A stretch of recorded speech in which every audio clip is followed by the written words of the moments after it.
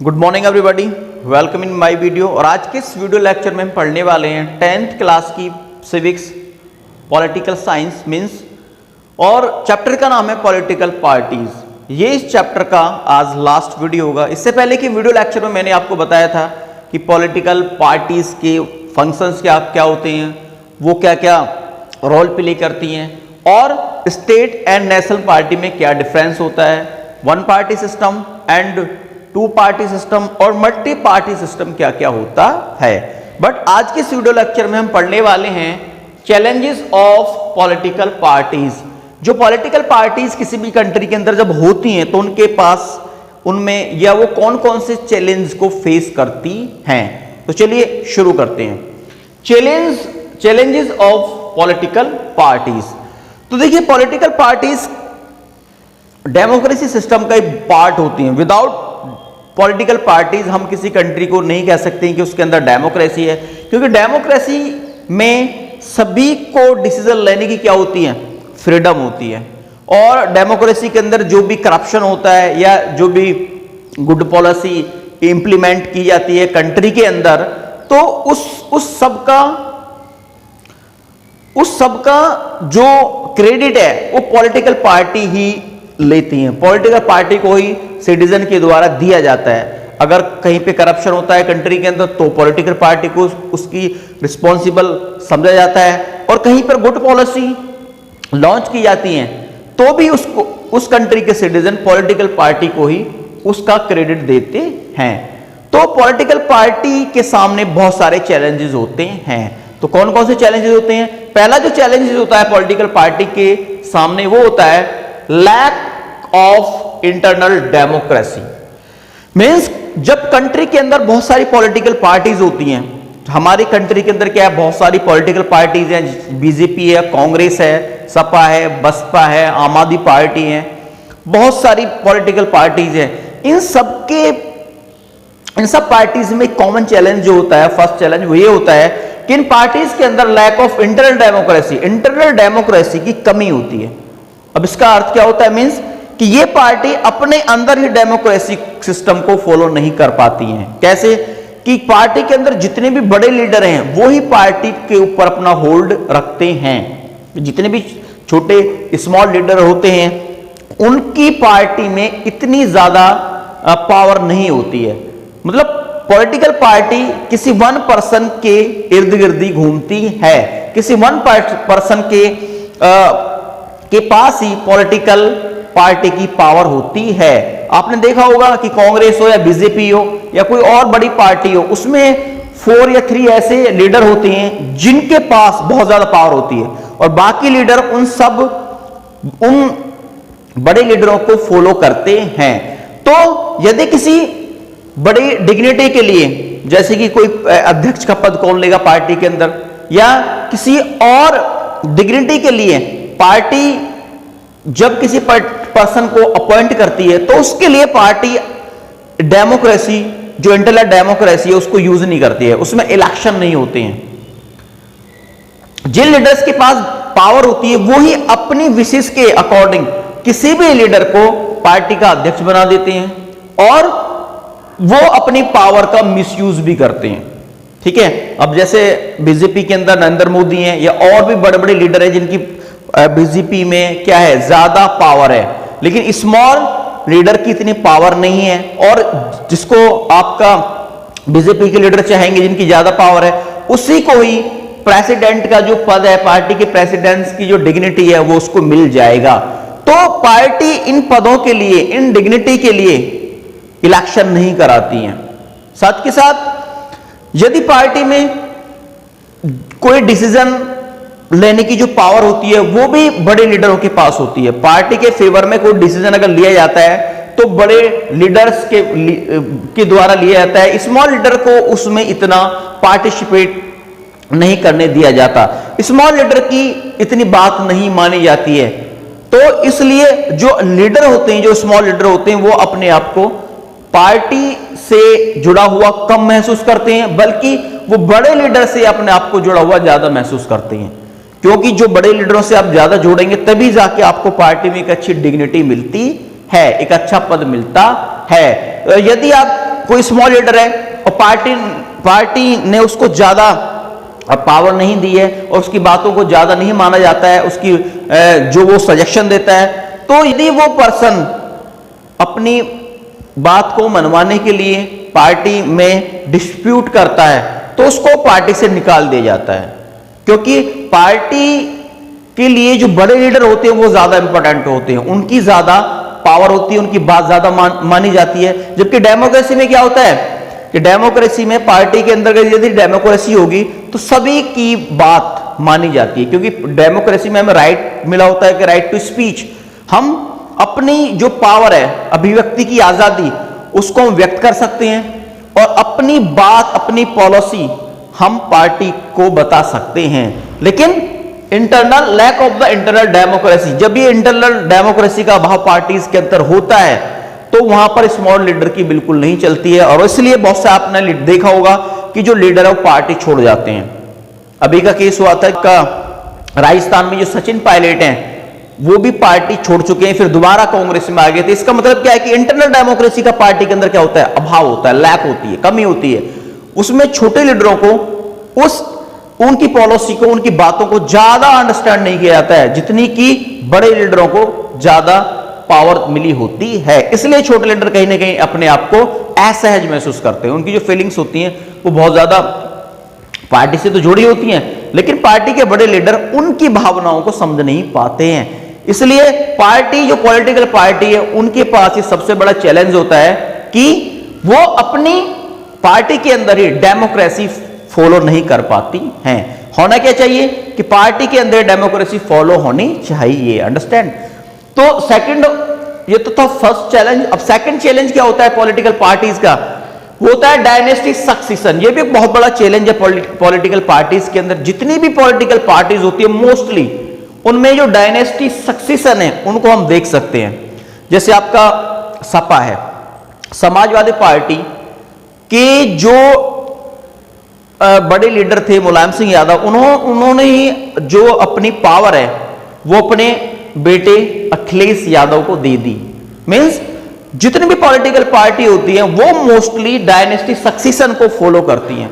उनके जो पार्टीज की जो अपने कोई रिलेटिव होता है, कोई सन होता है या कोई डॉटर होती है, उनको ही पार्टी का मेन लीडर, मेन प्रेसिडेंट या मेन डिग्निटी दे दी जाती है। जबकि और जो पार्टी के लीडर हैं, जो आपके 20 ईयर्स से या 50 ईयर्स से कोई पार्टी के फेवर में वर्क कर रहा है, स्ट्रगल उसने किया है, पार्टी के लिए बहुत सारा वर्क किया है, उसको कहीं ना कहीं उस तरह की डिग्निटी नहीं दी जाती है। या आप कितने भी अच्छे लीडर हो, मैं कितना भी अच्छा लीडर किसी पार्टी के अंदर हूं, लेकिन पार्टी में वरीयता जो पार्टी के मेन लीडर है की जो सन है, डॉटर है या कोई रिलेटिव है, उसी को दी जाती है। मतलब पावर का जो ट्रांसफर है वो वन डायनेस्टी से अनदर डायनेस्टी में, दूसरी डायनेस्टी में, अपने आगे वाली जो सक्सेसर है उसमें कर दिया जाता है। और इसलिए जो स्मॉल लीडर हैं, जो ओल्ड लीडर हैं, उनको पार्टी में पुश किया जाता है। तो ये चैलेंज है पॉलिटिकल पार्टी के सामने, बहुत बड़ा चैलेंज होता है कि पॉलिटिकल पार्टी मोस्टली अपने सन को, अपनी डॉटर को ही पावर में साझा करते हैं। जो बड़े बड़े लीडर होते हैं उनका आपने देखा होगा कि जो बड़े लीडर हैं उनके लड़के भी, उनके डॉटर भी, उनके कोई रिलेटिव भी इलेक्शन लड़ते हैं और पावर उनके हाथों में बहुत बड़ी बड़ी जो पावर होती है और बड़ी बड़ी डिग्निटी, पावर के अंदर बड़े बड़े मिनिस्टर की जो डिग्निटी, जो पद है, वो भी इनको दिए जाते हैं। तो पॉलिटिकल पार्टी के अंदर डायनेस्टी सक्सेशन भी एक बड़ा चैलेंजेस होता है। इससे पार्टी की छवि खराब होती है, साथ के साथ इससे जो लीडर हैं उनकी भावनाएं, उनकी फीलिंग्स भी क्या होती हैं, कहीं ना कहीं हाथ होती है, उनको हार्ट होता है बहुत ज्यादा। और इससे जो और लीडर हैं वो पार्टी के साथ जुड़ने के बावजूद भी, बहुत ज्यादा वर्क करने के बावजूद भी, उनको उस तरह की रिस्पेक्ट नहीं दी जाती है जितनी की एक डायनेस्टी सक्सेसर को मिलती है, जितने की उनके एक पुत्र को मिलती है, किसी बड़े लीडर के या किसी उसके डॉटर को मिलती है। तो इस तरह का जो चैलेंज है पॉलिटिकल पार्टी में हम देख सकते हैं, ये बहुत ज्यादा चैलेंज पॉलिटिकल पार्टी में हम ये जो चैलेंज है ये पॉलिटिकल पार्टी के अंदर आपने देखा भी होगा। अब पार्टी जो आपकी लोकल पार्टीज हैं, आप उनको उठा के देखेंगे ना, उनके बारे में हम पढ़ेंगे तो आपको पता चलेगा। जैसे कि आपकी एक पार्टी थी लोक दल, तो चौधरी चरण सिंह थे पार्टी, के मेन लीडर थे। उसके बाद उनके जो पुत्र हैं अजीत सिंह, उनको ही पार्टी का मेन लीडर बनाया गया है। तो ये क्या, एक डायनेस्टी सक्सेशन है। सपा पार्टी के अंदर कौन थे? मुलायम सिंह यादव। उनके बाद कौन है? अखिलेश यादव। उनके भाई थे शिवपाल यादव, ठीक है। अब उनकी डिंपल यादव उनकी वाइफ है। तो ये क्या, मेन लीडर ही पार्टी को होल्ड करके रखते हैं। एक परिवारवाद पार्टी मतलब पॉलिटिकल पार्टी के अंदर हो जाता है। तो ये पॉलिटिकल पार्टी के अंदर बहुत बड़ा चैलेंज होता है। अंडरस्टैंड। थर्ड चैलेंज की अगर यदि हम बात करें, money and muscles power. Money and muscle power, ये भी पॉलिटिकल पार्टी के लिए एक बहुत बड़ा चैलेंज होता है कि पॉलिटिकल पावर जो पार्टीज होती हैं, वो जो मसल्स पावर है, जो मनी वाले ज्यादा रिच पर्सन हैं, उनको ज्यादा क्या देती है? रिस्पेक्ट देती है। ऐसे लोगों को अपनी पार्टी का ज्यादा लीडर बनाती है। क्यों? क्योंकि पॉलिटिकल पार्टी का किसी भी कंट्री के अंदर मेन जो एम होता है वो ये होता है कि हम किसी भी कंडीशन में इलेक्शन जीतें और कंट्री के अंदर अपनी पावर को होल्ड करें, कंट्री के अंदर गवर्नमेंट बनाएं। और गवर्नमेंट कब बनाएंगे? जब उनकी ज्यादा सीटें आएंगी। तो इसलिए वो जो आपके करप्टेड पर्सन है, जो आपके क्रिमिनल टाइप के पर्सन है, जिनके पास ज्यादा मनी होता है, जिनके पास ज्यादा पावर होती है, उनको भी इलेक्शन में वो टिकट दे देते हैं। और जिसकी वजह से पार्टी की छवि खराब होती है और लोगों के अंदर भी लोगों के अंदर भी पार्टी को लेकर जो फीलिंग है वो एंटी फीलिंग हो जाती है, उनको मतलब अच्छा नहीं लगता है। तो ऐसी जितनी भी इंडिया के अंदर पॉलिटिकल पार्टी है, आप देख सकते हैं कि हर पार्टी के अंदर मनी एंड मसल पावरों की जो पावर है, ऐसे लोगों की भरमार है। ऐसे लोगों को ज्यादा पॉलिटिकल पार्टी में टिकट दिया जाता है, उनको ज्यादा रेस्पेक्ट दी जाती है, क्योंकि पॉलिटिकल पार्टी को लगता है कि ऐसे लोग जो मनी एंड मसल पावर लोग हैं वो इलेक्शन इजीली जीत सकते हैं, इसलिए उनको टिकट डिस्ट्रीब्यूट किए जाते हैं। और जो एक ऑनेस्ट पर्सन है, जो अपनी कंट्री के लिए एक बहुत ज्यादा अच्छा कंट्रीब्यूशन कर सकता है, जिसके अंदर एक देशभक्ति की भावना है, जो पूरी तरह से एक जिसका करैक्टर एक गुड करैक्टर है, उसको टिकट नहीं दिया जाता है, उसको इलेक्शन में कॉन्टेस्ट नहीं कराया जाता है। जबकि ऐसे लोग जिनके पास ज्यादा मनी है, जिनके पास ज्यादा मसल पावर है, उनको पार्टी के अंदर ज्यादा टिकट दिए जाते हैं, पार्टी उनको टिकट डिस्ट्रीब्यूट करती है। और इस तरह का चैलेंज भी पॉलिटिकल पार्टी कंट्री के अंदर फेस करती है। तो ये था आपका थर्ड चैलेंज। उसके बाद आता है फोर्थ चैलेंज कि मीनिंगफुल चॉइस।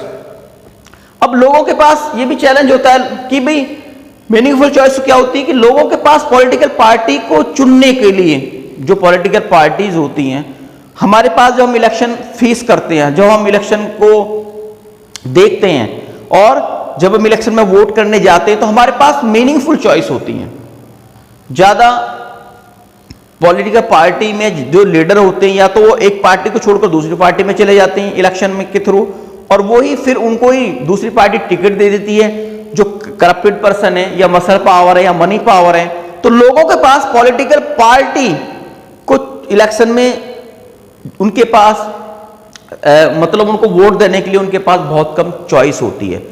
तो इसलिए पॉलिटिकल पार्टी के अंदर यह भी एक बहुत बड़ा चैलेंज होता है कि जब इलेक्शन होता है तो लोगों के पास ज्यादा चॉइस नहीं होती है कि वो किसको वोट दें। अब जैसे कि आपकी बुक में एग्जांपल है, कंजर्वेटिव पार्टी और लेबर पार्टी, जो इंग्लैंड की जो पार्टी है, उनके बीच क्या होता है, जब इलेक्शन होता है तो लोगों के पास बहुत ज्यादा चॉइस नहीं होती, या तो कंजर्वेटिव पार्टी को वोट देते हैं या फिर लेबर पार्टी को वोट देते हैं, और इन दोनों के बीच ही जो पावर है, वहां की जो गवर्नमेंट है, वो ट्रांसफर होती रहती है। और पॉलिटिकल पार्टी, जो ये दोनों पॉलिटिकल पार्टी है, इनकी पॉलिसी में, इनकी गवर्नमेंट को रन करने की जो पॉलिसी है, इनकी जो स्कीम है, वो भी क्या है, वो भी सेम है, उनमें भी कोई ज्यादा डिफरेंसेस नहीं है। इसलिए लोगों के पास मीनिंगफुल चॉइस हो जाती है, बहुत कम चॉइस होती है कि वो किसी और पार्टी को वोट करें। तो ये सारे चैलेंजेस थे, ये पॉलिटिकल पार्टीज के क्या हैं, चैलेंजेस हैं। ठीक है। अब जो नेक्स्ट टॉपिक है आपकी बुक में, वो होता है कि how can parties B reformed. अब ये तो मैंने चैलेंजेस बताए कि पॉलिटिकल पार्टी के चैलेंजेस होते हैं। इसके बाद हम किसी भी पॉलिटिकल पार्टी को रिफॉर्म कैसे कर सकते हैं, उसको सुधार कैसे सकते हैं, क्योंकि पॉलिटिकल पार्टी को जब तक हम सुधारेंगे नहीं तो वो अच्छी गवर्नमेंट कंट्री के अंदर नहीं दे सकती है, वो ज्यादा करप्शन करेगी और वो अपनी मनमानी करेगी, अपनी विश के अकॉर्डिंग ही डिसीजन लेगी, लॉ बनाएगी। तो इसलिए पॉलिटिकल पार्टी को सुधारना भी बहुत ज्यादा जरूरी होता है। तो पॉलिटिकल पार्टी को सुधारने के लिए एक कॉन्स्टिट्यूशन में एक लॉ लाया गया, एक अमेंडमेंट किया गया जिसको हम बोलते हैं डिफेक्शन लॉ। तो पहले क्या था कि जब कोई पॉलिटिकल पार्टी इलेक्शन लड़ती थी तो जीतने के बाद बहुत सारे लीडर दूसरी पार्टी को ज्वाइन कर लेते थे। जो जीते हुए लीडर थे, जब वो मेजोरिटी, उनकी पार्टी मेजोरिटी गेट नहीं कर पाती थी गवर्नमेंट बनाने के लिए और दूसरी पार्टी ने मेजोरिटी ले ली, गेट कर ली, तो उस पार्टी के लीडर गवर्नमेंट वाली पार्टी को ज्वाइन कर लेते थे और वहां पर उनको इजीली कोई मिनिस्टर की डिग्निटी मिल जाती थी या बहुत सारा मनी उनको दिया जाता था पार्टी चेंज करने के लिए। ठीक है, तो इस तरह का जो एक दल बदल का जो फॉर्मेट था, एक दल बदल का जो ये जो चीजें होती थी कि एक पार्टी को छोड़कर लीडर दूसरी पार्टी को ज्वाइन कर लेता था, जब उसका मन करे तब वो ज्वाइन कर लेता था। तो इससे क्या होता था, इससे कंट्री के अंदर सरकारें भी गिर जाती थी और पार्टी की जो लोग थे, जो इंडिया के सिटीजन हैं या जितने भी वोट करने वाले पीपल हैं, कहीं ना कहीं उनको भी लगता था कि इस तरह से यदि लीडर पार्टी चेंज करते हैं, और हमने एक ऐसे लीडर को सेलेक्ट किया था जो कि एक अच्छा ऑनेस्ट पर्सन था, करप्टेड नहीं था, क्रिमिनल नहीं था, लेकिन उसने ऐसी पार्टी को ज्वाइन कर लिया जो कंप्लीटली क्या है, करप्टेड पार्टी है। तो इससे लोगों की फीलिंग्स बहुत ज्यादा हर्ट होती थी। इसलिए और जो सरकार चलाने का जो सिस्टम था वो भी कहीं ना कहीं एक तरह से कंप्लीटली उसमें कहीं ना कहीं वो भी कहीं ना कहीं हिल जाता था, वो भी कहीं ना कहीं डगमगा जाता था। तो इसलिए कॉन्स्टिट्यूशन में एक अमेंडमेंट किया गया और डिफेक्शन लॉ लाया गया, जिससे भी यदि कोई पार्टी का लीडर एक पार्टी को छोड़कर दूसरी पार्टी को ज्वाइन करता है तो उसकी जो सदस्यता है, उसकी जो मेंबरशिप है, पहली पार्टी कंप्लीटली खत्म करेगी और उसको साथ के साथ यदि वो लेजिस्लेटिव पद पर है, लेजिस्लेटिव इलेक्शन में एमएलए एमपी है, तो उसको उस पद से क्या देना पड़ेगा, रेजिग्नेशन देना पड़ेगा, रिजाइन देना पड़ेगा, तब जाके वो दूसरी पार्टी को ज्वाइन कर सकता है। ठीक है, तो ये इस तरह का लॉ कंट्री के अंदर लाया गया कॉन्स्टिट्यूशन में, ताकि पॉलिटिकल पार्टी के जितने भी लीडर हैं वो एक पार्टी को छोड़कर दूसरी पार्टी पर ना जाएं। अब जो जाते हैं लीडर अब भी चेंज करते हैं, लेकिन कब करते हैं, 5 इयर्स के बाद, जब पार्टी आपकी क्या हो जाती है, जब इलेक्शन का समय आता है। तब आपने देखा होगा कि बहुत सारे लीडर बीजेपी में आ गए, बहुत सारे लीडर कांग्रेस में चले गए। तो इस तरह से होता रहता है, लेकिन ये अब जब होता है जब पार्टी के इलेक्शन बिल्कुल करीब आ जाते हैं, अंडरस्टैंड।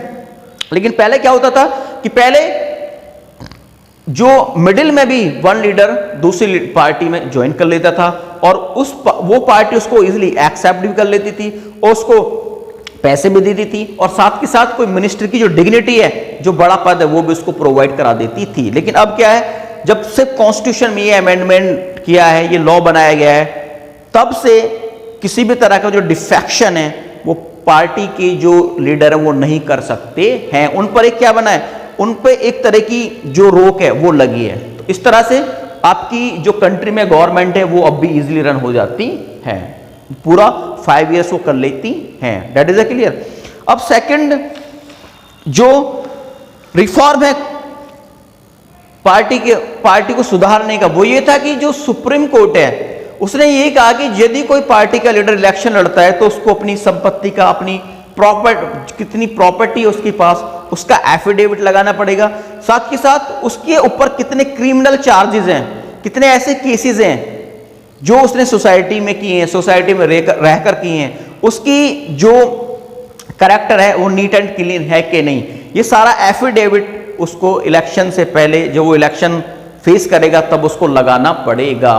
तो आज जितने भी लीडर हैं वो अपनी प्रॉपर्टी का ब्यौरा, अपने ऊपर कितने केसेस हैं, कितने चार्जेस हैं, वो सारा ब्यौरा देते हैं। और आपने देखा भी होगा कि टाइम टू टाइम इलेक्शन जब होता है तो पेपर में, न्यूज़पेपर में आता है कि इसके पास इतनी संपत्ति है। ठीक है, तो ये सारी चीजें आपका सुप्रीम कोर्ट ने ये कहा कि इस तरह का जो एफिडेविट है वो किसी भी लीडर को इलेक्शन होने से पहले, इलेक्शन को फेस करने से पहले ये उसको लगाना पड़ेगा। तो ये पॉलिटिकल पार्टी को रिफॉर्म करने का दूसरा स्टेप था। इसके बाद आपका जो इलेक्शन कमीशन है उसने ये कहा कि जो जितने भी आपका पॉलिटिकल पार्टी है उसके जितनी भी इनकम है उसका ब्यौरा भी उसको इलेक्शन कमीशन को देना पड़ेगा। जो बाहर से फंडिंग आता है या कोई इंडिया के अंदर जो फंडिंग पार्टी लेती है इलेक्शन लड़ने के लिए, या लोगों के दोबारा जो फंड उसको प्रोवाइड किया जाता है, उसका ब्यौरा इलेक्शन कमीशन को देना पड़ेगा। और साथ के साथ उस पर वो पॉलिटिकल पार्टी इनकम टैक्स भी रिटर्न करेगी, फाइल करेगी। तो ये भी पॉलिटिकल पार्टी को रिफॉर्म करने का एक मेथड था। अंडरस्टैंड। उसके बाद एक लॉ ये भी होना चाहिए, ये भी एक मतलब लोगों ने सजेशन दिया कि एक ऐसा लॉ भी होना चाहिए जिसमें आपकी पार्टी के जितने भी मेंबर हैं उनका एक रजिस्ट्रेशन हो, एक रजिस्टर हो, और उस रजिस्टर में सारे मेंबर के नाम लिखे हों जो भी पार्टी के आपके मेंबर हैं। साथ के साथ यदि पार्टी के अंदर कोई डिस्प्यूट हो जाता है तो एक मैन लीडर को एज ए जज अपॉइंट करना चाहिए, और वो जो मैन लीडर है पार्टी के अंदर होने वाले डिस्प्यूट का फैसला करेगा। अंडरस्टैंड। तो अब इसके बाद दो ऐसे रिफॉर्म और भी हैं जिनको यूज करके हम पॉलिटिकल पार्टी को सुधार सकते हैं। अब आजकल हम उसको यूज भी करते हैं। क्या है कि जो मीडिया है, मीडिया के थ्रू हम किसी भी पार्टी का विरोध करते हैं, प्रोटेस्ट करते हैं।